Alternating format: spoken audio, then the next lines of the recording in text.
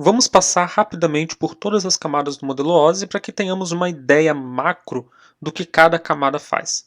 A camada de aplicação é a mais superior de todas as camadas e, por isso, é a camada que está mais próxima da aplicação final, ou seja, do software que o usuário usa para acessar a rede.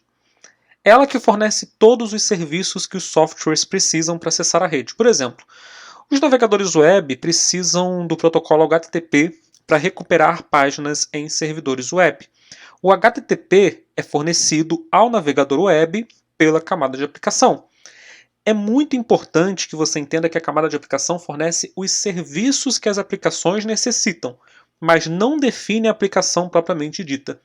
Uma pergunta que muitos alunos acabam respondendo incorretamente é a seguinte: em qual camada do modelo OSI o navegador web está definido?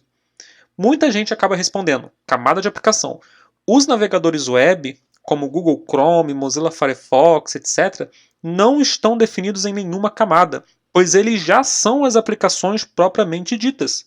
O que está definido na camada de aplicação são os serviços que esses navegadores web utilizam para acessar a rede, como HTTP, FTP, Telnet e por aí vai. Os serviços fornecidos pela camada de aplicação são comuns e independentes das aplicações que utilizam esses serviços. Por exemplo, tanto o Google Chrome quanto o Mozilla Firefox usam o HTTP para recuperar páginas web. Duas aplicações distintas, diferentes uma da outra, utilizam o mesmo protocolo para acessar a rede. Temos aqui, então, um exemplo dos benefícios de um modelo de rede padronizado. Independentemente de qual aplicação esteja sendo utilizada, o protocolo usado por elas será sempre o mesmo. A camada de apresentação também fornece serviços às aplicações finais, logo depois da camada de aplicação. Ela fornece, por exemplo, serviços de criptografia. Digamos que você esteja escrevendo um e-mail e, ao clicar em enviar, antes da mensagem ser enviada, você seja questionado pelo Microsoft Outlook, por exemplo, se for o serviço de e-mail que você está utilizando, se você deseja criptografar a mensagem. Se você clicar em sim, o Outlook invocará a camada de apresentação e pedirá a ela que criptografe o seu e-mail. Os algoritmos usados para criptografar a mensagem estão todos presentes na camada de apresentação. Outro serviço que a camada de apresentação fornece é a tradução de padrões. Digamos, por exemplo, que você queira escutar um áudio que está em formato WAV. O programa que você está usando para executar esse áudio só consegue interpretar arquivos MP3. Nesse caso, você poderia usar um conversor de WAV para MP3. Esse conversor nada mais seria do que um software que utiliza os serviços disponíveis na camada de apresentação. A camada de seção também fornece serviços às aplicações, tornando-se a terceira camada a formar o trio de camadas envolvidas com as aplicações finais. Como o próprio nome indica, a camada de seção é responsável por gerenciar as seções entre as aplicações finais na origem e no destino da comunicação.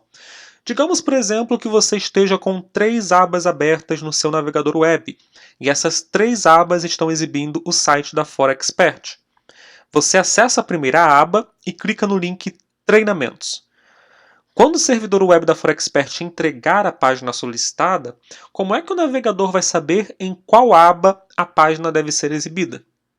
Você sabe que é na primeira aba, mas o navegador ele precisa de um parâmetro para definir se a página deve ser exibida na primeira, na segunda ou na terceira aba.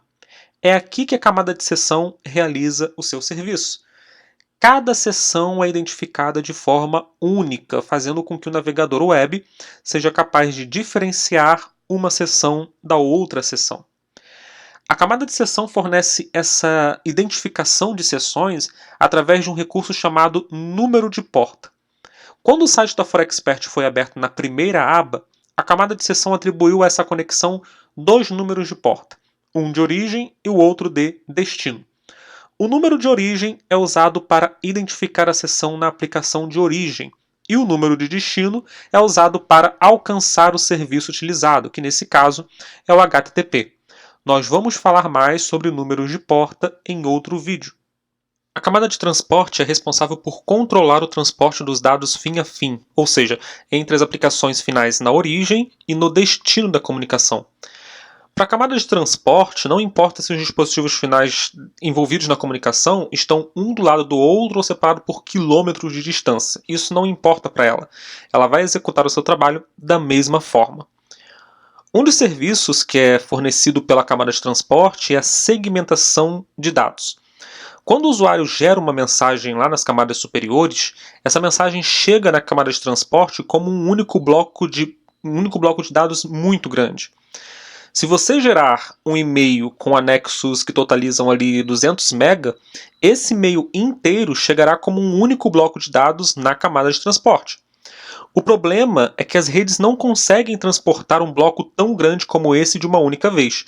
Justamente por causa disso, a camada de transporte executa a segmentação dos dados. Segmentação nada mais é do que pegar um bloco muito grande de dados e dividir esse bloco em pedaços menores.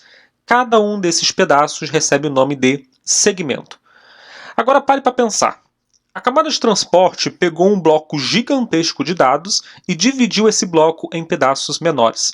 É como se ela tivesse pegado um quebra-cabeça e desmontado todas as suas peças, deixando tudo embaralhado. Cada uma dessas peças será enviada separadamente através da rede, até que todas essas peças cheguem lá no destino. A grande questão é, como a camada de transporte lá no destino vai saber remontar esse quebra-cabeça? Como ela vai saber em qual posição cada peça deve ser colocada para que o grande bloco de dados seja remontado novamente? E de forma correta. Além da segmentação dos dados, a camada de transporte ela também precisa realizar o sequenciamento dos dados. Sequenciamento significa inserir um identificador único em cada segmento. Uma mensagem formada por 5 segmentos, por exemplo, vai ter 5 identificadores. Esses identificadores serão sequenciais, como se fosse de 1 a 5, daí o nome sequenciamento. Quando a mensagem chegar no destino, os segmentos poderão ser reordenados com base no identificador que foi inserido pela camada de transporte lá na origem. O segmento com sequência 1 vai ficar na primeira posição. O segmento com a sequência 2 vai ficar na segunda posição, e assim por diante, até que todos os segmentos sejam reordenados e o bloco de dados original seja remontado corretamente. Janelamento, buffering, controle de fluxo para prevenção de congestionamentos e por aí vai, são outros serviços fundamentais fornecidos pela camada de transporte. A gente vai falar sobre esses serviços em outro vídeo. E os dois protocolos característicos da camada de transporte são o TCP e o UDP. Para que a camada de transporte consiga transmitir os dados fim a fim entre as aplicações de origem e de destino, a camada de rede ela precisa prover o endereçamento lógico aos hosts. A palavra host é usada para identificar genericamente todos os dispositivos finais, computadores, laptops, smartphones, servidores e por aí vai. Todos os dispositivos finais que possuem suporte aos protocolos do modelo TCP/IP. O endereçamento lógico é um identificador numérico que é atribuído aos dispositivos.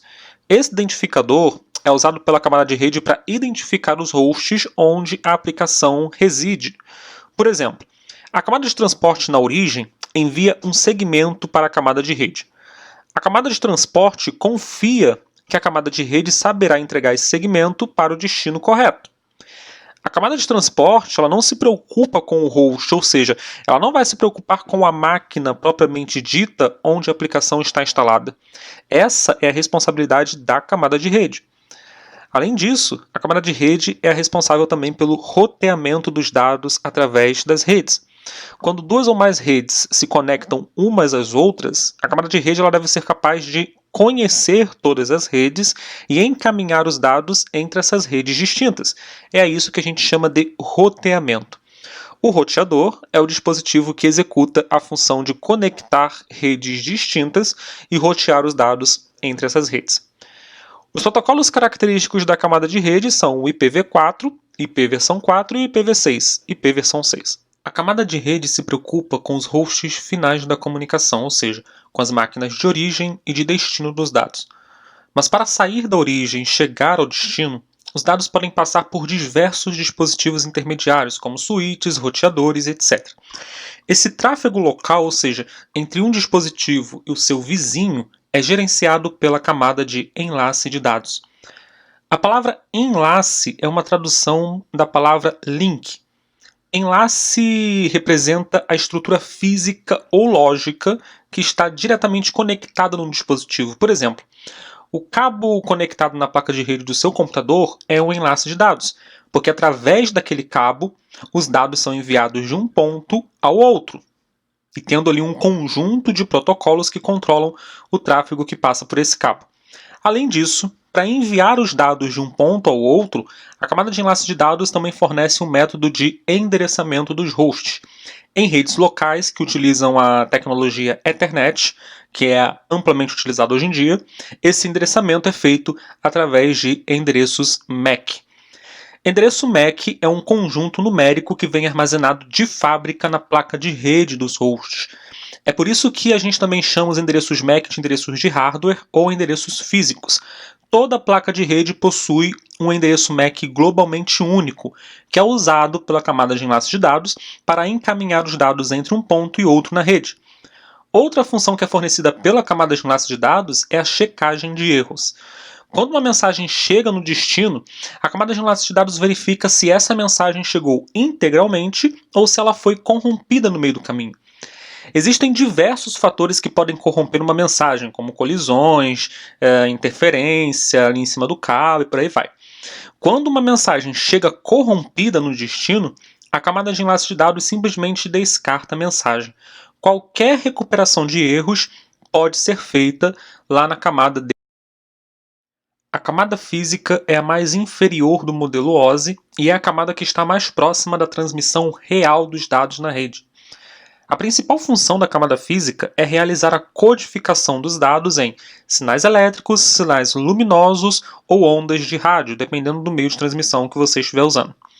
Codificação significa pegar um conjunto de bits gerados lá pelas camadas superiores e transformar esse conjunto de bits em sinais que possam ser transmitidos fisicamente pela rede. Os sinais elétricos são transmitidos através de cabos de cobre, como TP e coaxial. Os sinais luminosos são transmitidos através de fibra ótica e as ondas de rádio são transmitidas através do ar nas redes wireless. Além disso, a camada física reúne todos os padrões que descrevem os componentes físicos de uma rede, como cabeamento, conector, placa de rede e por aí vai. Os níveis de sinal elétrico usados para representar a informação, para representar a mensagem em si, também são definidos na camada física. O hub e os repetidores em geral são exemplos de dispositivos que pertencem à camada física. Antigamente, lá nos primórdios das redes locais, quando os switches ainda não existiam, as redes locais usavam hubs para conectar os dispositivos finais. O hub nada mais era do que um repetidor aprimorado. Todo sinal elétrico que chegava em uma porta era replicado para todas as outras portas ativas. O hub não tinha a inteligência que os switches de hoje em dia possuem. Ele trabalhava apenas na camada física, replicando os sinais que chegavam até ele.